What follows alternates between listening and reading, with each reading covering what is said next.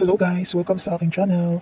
For today's podcast is I will share to you the steps that you can take kung gusto nyong maging isang front-end developer.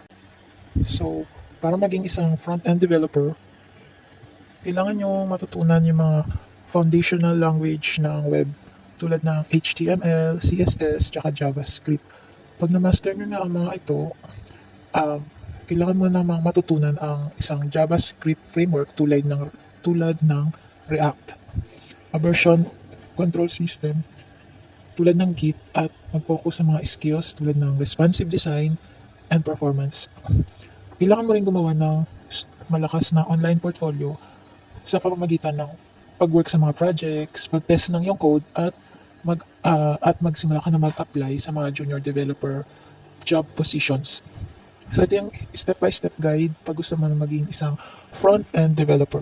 So number one, kailangan mo matutunan yung mga core technologies tulad ng HTML, CSS, tsaka JavaScript.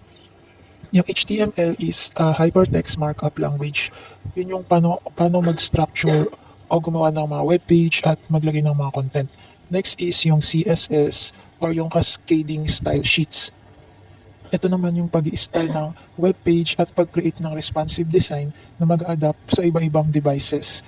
Next, yung third is ang JavaScript para kailangan mong maintindihan paano maglagay ng interaction, dynamic content, tsaka programming logic sa mga websites. So, yun yung unang step guys. Learn the core technologies which are HTML, CSS, and JavaScript. Number two guys is i-master mo naman yung mga front-end frameworks and tools. So, ang kailangan mong i-master ay yung mga front-end frameworks at mga tools. Meron tayong 3 examples which are JavaScript frameworks or libraries. So, kailangan mo pumili at matutunan ng framework tulad ng React para gumawa ng kompletong user interface at ma-practice mo yun at maging mahusay ka doon. Next is version control. Kailangan mo matutunan na gumamit ng Git or Git and platforms tulad ng GitHub para mag-track ng pagbabago sa iyong code at mag-collaborate sa mga projects.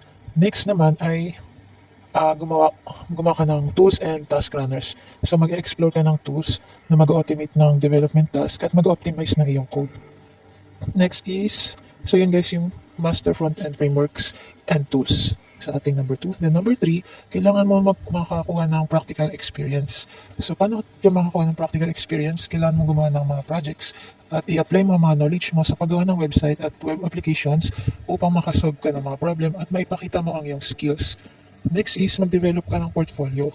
So gagawa ka ng mga i-curate o i-showcase mo ang iyong mga projects sa isang online portfolio para mai-presenta mo sa mga potential employers. Next is test and debug. Test and debug.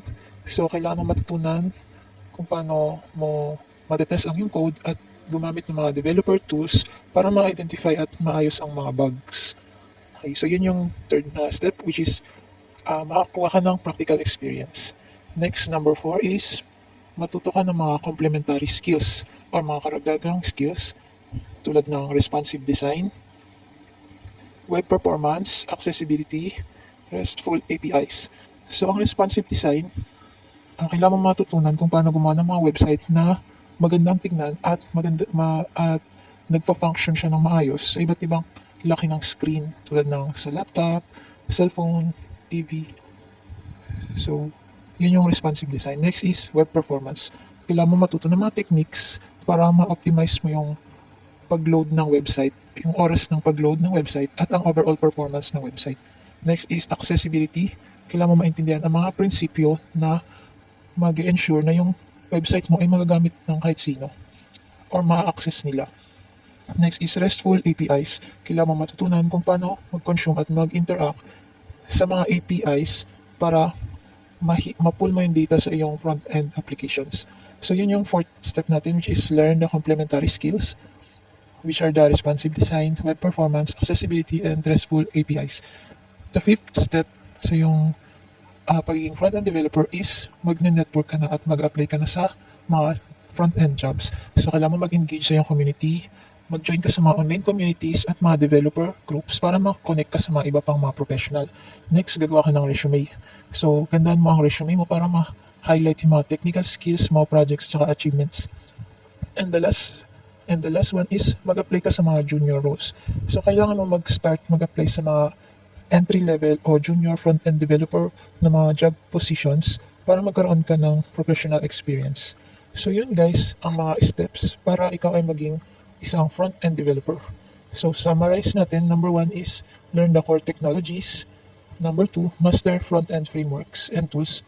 Number three is gain practical experience. Number four, learn complementary skills. And last one is network and apply for jobs. So yun po ang ating mga steps and sana po ay nakatulong ako sa inyo.